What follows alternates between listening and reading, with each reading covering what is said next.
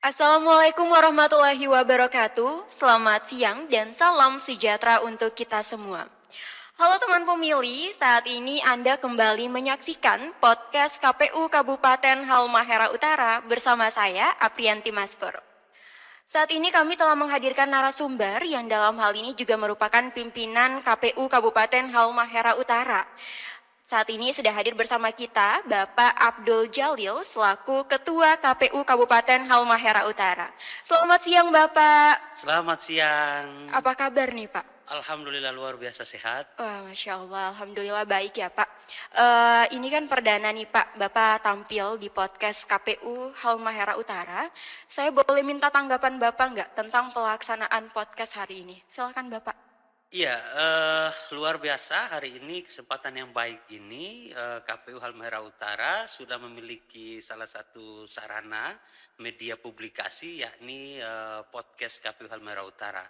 Ini penting karena lebih mendekatkan KPU Halmahera Utara kepada seluruh rakyat Halmahera Utara itu sendiri. Luar biasa. Baik, jadi podcast ini memang dibuat untuk bisa menjadi wadah diskusi secara tidak langsung antara KPU Halmahera Utara dengan teman pemilih pastinya. Baik, balik lagi nih Pak ke tema kita hari ini tentang KPU Pasca Pemilu dan Pemilihan, kegiatan prioritas non-tahapan. Gini Pak, masyarakat ini kan pada umumnya tahu gitu ya Pak, kalau KPU ini kerjanya cuma pada saat pemilu dan pemilihan. Tapi masih banyak yang belum tahu kalau pasca pemilu dan pemilihan juga KPU itu punya kegiatan prioritas non tahapan yang harus dilakukan oleh KPU itu sendiri. Nah, di sini kita mau bahas tentang ini tuh Pak. Kira-kira kegiatan apa saja yang dilakukan oleh KPU pasca pemilu dan pemilihan? Silakan Bapak. Iya, terima kasih Mbak. Hari ini luar biasa saya menggunakan ini. Ini identitas rekan-rekan di Bali yang menandakan bahwa ini semangat pelayanan. Di antaranya seperti itu. Menarik memang tadi seperti pertanyaan apa sih kegiatan KPU pasca pemilihan ataupun pemilu yang sering kita istilahkan itu kegiatan non tahapan. Tentu KPU tetap eksis, tetap ada. Jadi sesuai amanah KPU diberikan tugas tetap bekerja, yakni tetap melaksanakan pemutakhiran daftar pemilih berkelanjutan yang pertama, dan yang kedua kita juga disibukkan dengan pemutakhiran data partai politik berkelanjutan. Kemudian yang lain tentu dan paling utama adalah tetap sosialisasi ke pemilih dan kepada pihak tertentu atau terkait kaitan dengan persiapan pemilu tahun selanjutnya. Jadi kita tetap hadir untuk bersosialisasi kepada seluruh pemilih yang ada. Mungkin itu kegiatan keseharian kita. Baik, jadi sebenarnya beragam ya Pak kegiatannya, ada melakukan pemutakhiran data pemilih berkelanjutan, kemudian pemutakhiran daftar partai politik berkelanjutan, dan pastinya sosialisasi itu tetap berjalan yang paling penting. Saya mau tanya nih Pak, apa sih pentingnya pemutakhiran data pemilih berkelanjutan itu? Begitu juga dengan bagaimana apa sih pentingnya pemutakhiran daftar partai politik berkelanjutan? Silakan Bapak. Iya, yang pertama dan ini gagasan penting untuk daftar pemilih kita tetap berkualitas, kita jaga dari tahun ke tahun dengan diantaranya melakukan pemutakhiran berkelanjutan. Jadi misalnya ada yang sudah meninggal, ada yang pemilih yang sudah berusia berhak memilih pada saat pelaksanaan hari H pemilu ataupun pemilihan, perlu kita data sedini mungkin sehingga pada saat pelaksanaan pemilu itu data kita bersih dan menuju ke kualitas data yang diinginkan oleh amanah undang-undang. Jadi kita perlu untuk mempersiapkan pemilu itu diantaranya dengan melakukan pembersihan data sehingga pada saat digunakan data sudah benar-benar berkualitas. Dan alhamdulillah di Halmahera Utara kita pada saat pemilu sebelumnya tahun 2024 eh, data pemilih atau daftar pemilih kita cukup lumayan bagus sehingga pemilunya bisa berjalan dengan baik dan sesuai dengan ketentuan yang ada. Seperti itu. Kemudian yang lain tadi urgensi atau pentingnya data Partai politik. partai politik berkelanjutan. Jadi ada pemutakhiran data partai politik berkelanjutan. Nah ini penting juga karena kita ketahui kita Indonesia menganut multi partai. Jadi pada saat event pemilu ada beberapa partai politik baru maupun yang lama kemudian harus didaftarkan kembali sebagai peserta pemilu. Untuk itu KPU tentu tidak berdiam diri, harus mempersiapkan ini jauh-jauh hari sehingga ada perubahan-perubahan nomenklatur di partai politik, baik itu secara struktur kepengurusan maupun secara alamat domisili dan lain-lain yang dipersyaratkan dalam undang-undang atau ketentuan, itu kita perlu update atau mutakhirkan. Sehingga pada saat pendaftaran partai politik untuk kepesertaan pemilu misalnya di tahun 2029, kita dari sisi kelembagaan lebih siap menghadapi situasi nantinya.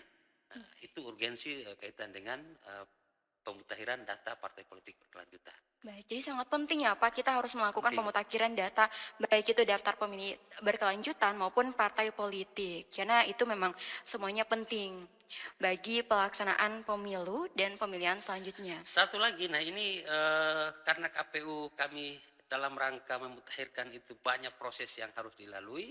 Untuk itu kami juga butuh kerjasama atau kita berkolaborasi dengan partai politik peserta pemilu untuk tahun 2024 untuk sering-sering berkoordinasi ke KPU maupun berkoordinasi secara berjenjang dengan kepengurusan partai politik wilayah maupun pusat untuk mengetahui update data partai politik itu sendiri. Jadi kami mengharapkan partai politik juga aktif dan tentu selalu update perkembangan terkini.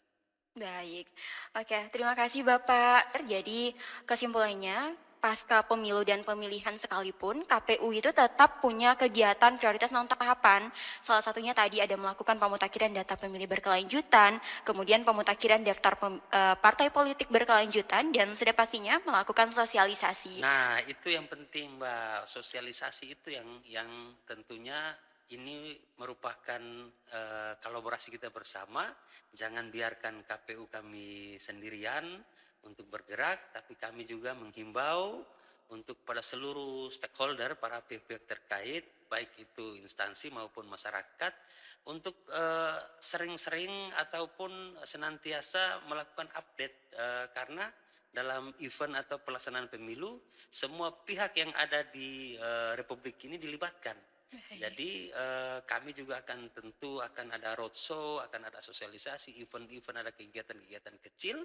Walaupun kita ketahui saat ini secara kelembagaan kita berada di luar tahapan.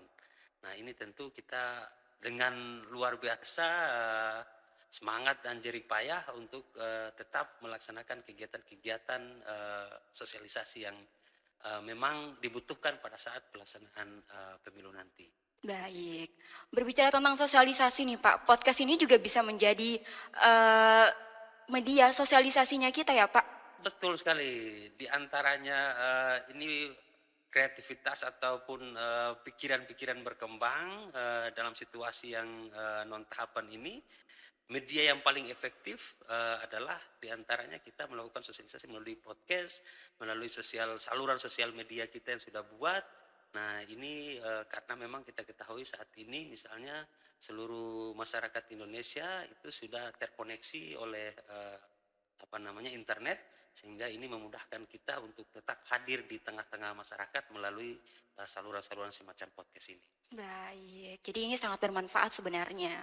Baik, terima kasih Pak sudah berkenan untuk berdiskusi dengan saya di podcast hari ini. Semoga apa yang disampaikan ini bisa bermanfaat. Izin menyampaikan informasi Bapak terkait dengan kegiatan prioritas non tahapan.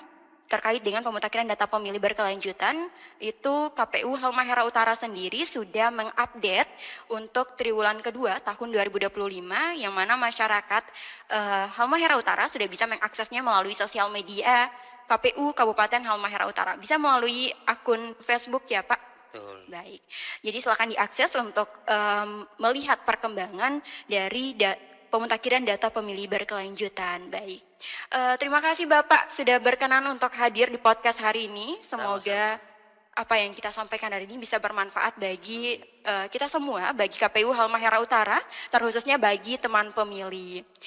Di kesempatan ini juga saya mau mengucapkan terima kasih kepada seluruh jajaran pimpinan KPU Kabupaten Halmahera Utara yang sudah mensupport pelaksanaan podcast sehingga hari ini bisa berjalan lancar. Saya mau terima kasih juga kepada seluruh staf, terkhusus bagi teman-teman di belakang layar yang sudah berkontribusi secara langsung terkait dengan kelancaran pelaksanaan podcast hari ini. Terima kasih banyak. Terima kasih Pak Ketua. Saya Sama-sama. Aprianti Maskur mengucapkan terima kasih. Wassalamualaikum warahmatullahi wabarakatuh. Selamat siang dan sampai jumpa.